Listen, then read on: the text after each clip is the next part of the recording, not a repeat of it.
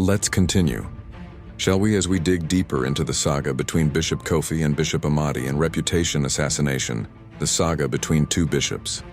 They would argue over the simplest things: record-keeping on allocating the church's funds, effective sermon delivery and connection with the members.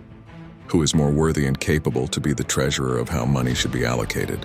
Praise and worship was no longer about worshiping the Creator, it became personal.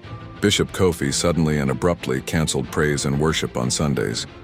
Because according to him, listening to him yapping about his personal life in between preaching the Word of God was more important than praise and worship. In my opinion, that was just a plot to get on Bishop Amadi nerves. But pride, you see, is a peculiar thing. It starts as a small flame, but feed it with anger and resentment and it becomes an inferno. Bishop Kofi couldn't handle this daily reminder of his limits, this challenge to his authority. The defiance burned him like acid, eating away at his peace, his sleep, his very sense of self. The breaking point came during a public assembly. One man's casual remark was taken as a grave insult by the other. In different cultures, the same words can carry vastly different weights, but instead of trying to understand each other, they let their pride take the wheel. Neither would apologize, neither would step down.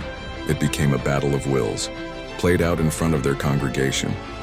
And so, in the darkness of his wounded pride, a plan began to form.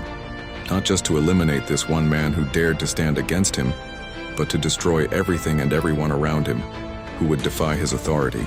His religious differences became the perfect excuse, the perfect cover for what was really driving him: his bruised ego, his damaged pride. What started as a simple clash of beliefs transformed into something far more sinister: a plot of vengeance, a scheme of total annihilation. All because two men, each believing themselves righteous, couldn't find room in their hearts for understanding, couldn't see past their own pride to recognize the humanity in each other. What happened next was like watching a chess game played with people's reputations. They began orchestrating elaborate schemes to isolate each other socially. Whispered words here, calculated exclusions there, each man trying to turn their community and the congregation against the other. It was a slow, painful dance of revenge, fueled by wounded pride and cultural misunderstandings. The saddest part? If either man had just taken a moment to step back, to try and see the world through the other's eyes, this whole mess could have been avoided. But pride makes us blind to the bridges we could build, deaf to the words that could heal. This story plays out again and again throughout history, doesn't it? Different names, different places, different beliefs, but always the same deadly combination of pride and prejudice, of power and persecution. It reminds us that sometimes the greatest battles we face aren't about religion or beliefs at all.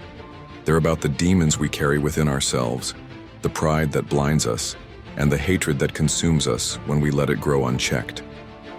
Two proud men with pride dripping from their eyes, standing their ground, neither willing to back down. Their worlds couldn't be more different. Different upbringings, different beliefs, different ways of life. But they share one thing in common: an unbending pride that's about to turn their lives upside down. Stay tuned and watch this saga played out.